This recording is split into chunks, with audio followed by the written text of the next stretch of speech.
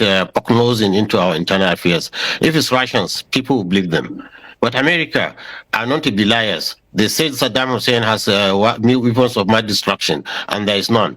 And they have caused confusion in Iraq, in Libya, and everywhere. So when they said Muslims are killing, or there is massacre of Muslims and Christians in Nigeria, from which side? They didn't specify whether it is the government or whether it is the Muslims that are doing it, or even if Christians are targeted. Whatever it is, if Americans can cure and eliminate the terrorists, I will welcome it myself. But I know they cannot.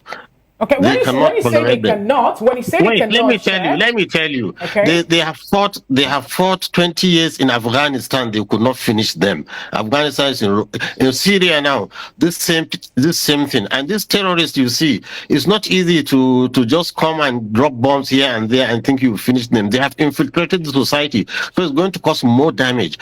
More Muslims and more Christians will be killed if America would drop a bomb in Nigeria. I'm telling you this.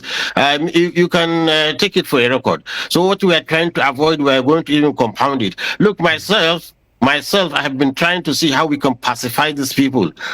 I've been going to see how we can pacify these people and redirect them, because they are human beings. They listen and reason. But if you say you want to use force against force, then you will compound the problem and make the thing dirty.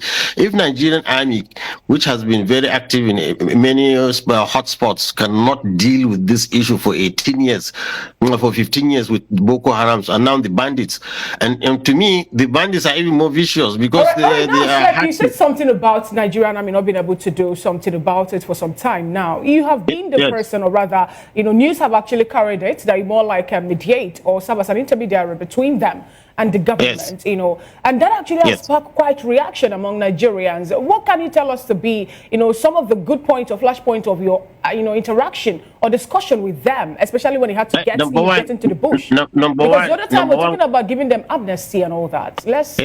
You see, just to entice them to leave their weapons.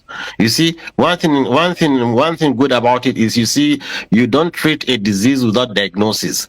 If a doctor can diagnose a disease, even if it's cancer, he will know how to manage it. So the good thing about it is, now before we are fighting a phantom, we don't know something is fighting us, coming to take us. We don't know that person. Now, by going to talk with them and sit down with them and to hear their grievances and understand their psychology, so we are able now to contain the problem. Now Kaduna is relatively safe. I can say from you don't hear any more mass killings now in Kaduna, because we understand their psychology, and the governor is cooperating. We are talking to them, and they are keeping their weapons. They are not fighting. They still on the weapons. They hold the weapons. But you see, this is a small, gradual process in which slowly we will civilize them.